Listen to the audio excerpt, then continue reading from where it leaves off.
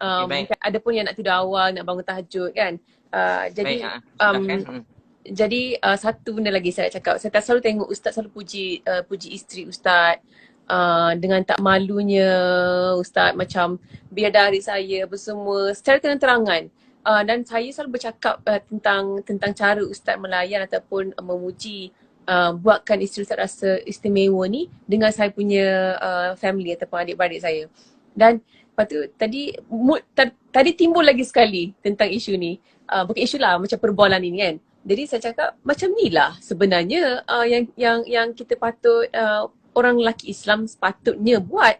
Kalau perbezaan orang yang ada pegangan agama, orang lelaki yang ada pegangan agama, dia akan tahu bezakan macam mana nak appreciate kasih sayang untuk isteri tu. Jadi apa Sebab mungkin nasihat Ustaz kepada kemuncak agama ini ialah takwa, hmm? kemuncak takwa akhlak, kemuncak akhlak berbuat baik terhadap isteri. Nak tahu seseorang tu baik atau tak, bagaimana dia bercakap dengan isteri dia, bagaimana dia melayan isteri dia, bagaimana dia berbuat baik terhadap isteri dia, itulah Islam. Ustaz saya dulu cakap, walau kita kat luar mungkin orang panggil kita ustaz, mulia, saya cakap diri saya lah, saya selalu cakap tu untuk diri saya. Ceramah makin main, tapi kalau macam mana saya cakap dengan isteri, kalau saya kasar, saya tak layan dengan baik, maknanya agama tu belum masuk dalam diri saya, dalam rumah tangga saya. Kemuncak agama seseorang bukan masa dia kat luar depan orang, dekat ceramah mana-mana, bagaimana dia melayan keluarga dia. Kalau dia Betul. isteri, dengan keluarga, Anak. dengan anak-anak, dengan mak ayah, itulah Islam dalam diri kita. Sebab tu Nabi bersabda, yang terbaik di kalangan kamu, nak tahu orang tu baik ke tidak, bagaimana dia, orang yang paling baik ialah orang paling baik terhadap isteri, aku Nabi SAW ialah orang paling baik terhadap isteri. Jadi bagaimana kita melayan isteri, itulah Islam dalam diri kita. Jadi orang selalu nampak kalau jadi orang Islam ni kena kasar ke isteri. Ada orang buat isteri macam hamba. Ada yang kat luar baik.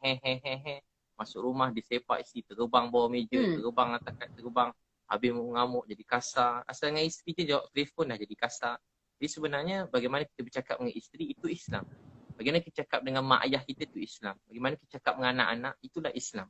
Islam, pahala. Satu orang ayah peluk anak. Nabi kata kamu sayang anak ni ya Rasulullah. Ya. Nabi bersabda, kamu peluk anak, rahmat Allah mencurah-curah pada kamu. Jadi, bila kita sayang Bapa peluk keluarga, anak, mencurah-curah rahmat ke atas bapa rahmat tu. mencurah. Bila tengah sedih, ada masalah hidup, sempit, peluk anak. Peluk isteri, peluk suami, peluk mak ayah. Jadi, rahmat Allah mencurah-curah. Tapi kalau tengah marah, kita marah lagi anak. Ramai orang kat luar, hidup dia kelang kabut. Dia fikir kenapa kelang kabut? Oh, rupa-rupa dia tak ingat masa sebelum ke rumah. Tadi dia maki anak dia. Dia maki isteri dia. Isteri pun tak boleh jawab sebab isteri dia lemah, tak boleh jawab. Sebab tu doa yang dilihat oleh Allah, doa orang yang lemah. Selalu lemah ni isteri kat rumah. Isteri kuat mana pun, tapi kalau suami dia marah, dia jadi lemah juga. Termenung, dia sakit kepala dia, jadi teruk. Jadi, orang-orang yang macam ni nampak tak ada kuasa. Isteri, anak-anak kan macam tak ada kuasa nampak selalu dalam ni. Tapi orang macam ni kalau mereka berdoa sesuatu untuk suami, untuk keluarga, rezeki tu berkat. Sebab tu saya selalu sebut, orang yang sayang isteri dia, hormat isteri dia, jaga kepercayaan isteri dia jadi urus dengan baik, nanti Allah beri rezeki dia mencurah-curah. Sebab tu kalau suami nak sesuatu, isteri dia nak, jadi cepat dapat. Tapi kalau suami dia nak, isteri dia tak nak, biasa lambat sikit dapat. Jadi sebab apa? Sebab satu hati dalam keluarga. Sebab tu keluarga ni ialah kemuncak agama dalam diri kita. Bagaimana kita melayan keluarga, itulah Islam. Sebab tu waktu ni rezeki Allah, kita dapat banyak masa bersama keluarga kan. Jadi sebab tu jangan kena tunjuk contoh yang baik. Saya memang saja, kalau orang tanya ustaz nak tunjuk, memang saya saja tunjuk. Sebab saya dengar Nabi bersabda, dapat jadi contoh yang baik sampai kiamat dapat pahala. Jadi saya memang saja tunjuk perkara yang baik-baik supaya orang tahu, oh tak salah rupanya kalau suami yang masak, tak salah kalau suami itu sapu rumah, tak jadi hina pun kalau kita pergi buang sampah. Dan takkan jadi hina kan kalau kita puji isteri kita. Tak jadi. Kadang orang anggap benda tu macam tak baik, tak patut. Sebenarnya itu agama dalam diri kita.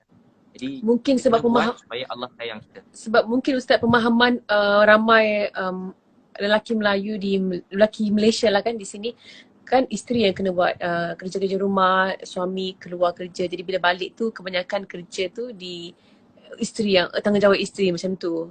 Kita punya pemahaman daripada kecil kat drama TV pun tunjuk benda sama. Mungkin atuk nenek ataupun mak ayah kita pun buat benda yang sama. Sebab itulah ramai salah faham. Oh, ini bukan kerja aku, ini kerja isteri aku tak boleh buat kerja ni kerja perempuan. Jadi sebenarnya kena sebuah keluarga kan dia sibuk memberi kan. Saya cakap sebagai suami sibuk memberi. Isteri pun sibuk memberi.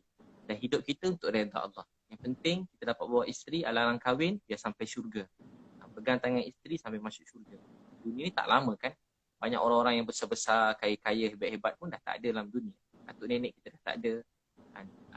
Mak saya dah tak ada. Orang saya sayang. Sayang betul dekat saya. Saya pun sayang kat dia. Tapi dia dah tak ada.